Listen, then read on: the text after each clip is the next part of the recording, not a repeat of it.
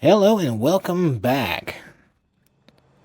I would like to take a little bit of time to talk about the Final Fantasy 18 8.0 expansion and future expansions after that.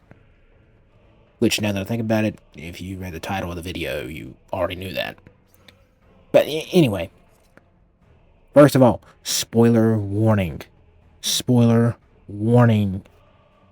I will be talking about things that involve Endwalker, as well as Dawn Trail MSQ. If you have not played it, click off the video. You need to have played so you don't get spoiled. Alright. The other day, a poetic hint was released concerning 8.0 and other things. And for those who haven't seen it, it goes a little like this. Our past astern, we scan the sea, in search of that which yet may be. Frail playthings of the restless tide, yet wind and wave shall be our guide. Now, when I saw this, a lot of people were speculating it was something that's going to be piratey or anything to do with the South Sea and Lalafell homeland. And some people even speculated maybe it's a nod to 8.0 having something to do with Final Fantasy X and X-2, since there's a lot of islands involved in those games. Now, all of those will be fantastic things. I'm a big fan of Final Fantasy X and X-2.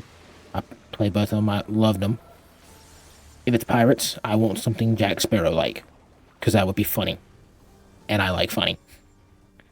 And after playing the 7.4 with the story of Cryo, the Lalafell homeland will be kind of cool. But after playing 7.4 and finishing it, I started thinking about something that was said, and then I heard a song, and it got me thinking about something that I hadn't really seen where other people have said anything about. I'm thinking possibly it'd be cool if it was Viking related, or Norse related in some way. Now, the reason I'm stating that is, well, I'll give you the reasons. We'll start in Endwalker. In Endwalker, when you get to Ultima Thule, you come across beings called A. Well, for those that know, these are beings that gave up their physical bodies because they wanted to endlessly pursue knowledge, mainly the knowledge of creation, whatever that means. Well, in their pursuit of knowledge, they found that the universe was ever expanding, and it's expanding to the point that it's eventually going to get so big it loses its thermal energy, causing a never-ending ice age. Well, in 7.4, after we get introduced to the new Ascian Halmaret, when she's talking to the squirrel-bodied Calyx, who, if you ever hear me talk about it, it's going to be referred to as Skrillex, because once again, I like funny, and that's just kind of funny to me. About people surviving, known as Winterers. And then there's a title card at the end that makes reference to Winter's Chill. This is why I think it's going to be something Viking-esque. As we know, Vikings were seafarers. However, in Norse mythology, you have the Fimbulwinter. Fimbulwinter is a 3-year winter that happens right before Ragnarok, or the end of the world, or the great war of destruction of gods and giants and everything else. Now, it's quite possible this could happen, because if everything's going to be cold and winter's coming, that's the 3-year winter. There's going to be something that's going to be some kind of world-ending calamity that the Warrior of Light will have to take care of. That would be Ragnarok. And the aftermath of everything. Now, with the aftermath of everything, kind of ties into something that Yoshi P said in an interview about giving Final Fantasy XIV another rebirth, or letting it be reborn again. Kind of like what they did from 1.0 to 2.0 with A Realm Reborn. Now, in the story of Ragnarok, you have Baldur's death, which was the catalyst to start off Ragnarok. The death led into Fimbulwinter.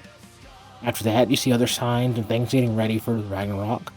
Ragnarok actually happening, and then after it's all said and done, everything's gone. 2 humans are left on a brand new Earth to repopulate it, or a rebirth. So that's what leads me to think, it's like, hey, there could be some Viking or Norse undertone to this. Not saying everything's going to be tied to that. It's just that the stories line up. The stories have a lot of similarities to what could potentially be done and what mythology said. Now, here's how I think it could be executed. One way, 7.5 could have the catalyst that leads to the wintering, to the winter event at 8.0. Then the 8.0 post-game patches will be the time between some kind of giant calamity and the end of the winter time. Then 9.0 would be the actual Ragnarok. And 10.0 could be the reset or rebirth or reboot again of Final Fantasy XIV. Maybe that's one way. Another way would be 8.0 being half of it the catalyst, half of it the winter. Then 9.0 still being Ragnarok or something like that. Who knows? But I guess we'll find out. Be kind of cool if it was. That'd be kind of a different spin on everything. Well, I guess we have some time to figure that out anyway. Alright, well, that's all for tonight. I will holler at y'all later. Like, subscribe, all that stuff. Anyway, this is C4 Phantom. Till next time, I'm out.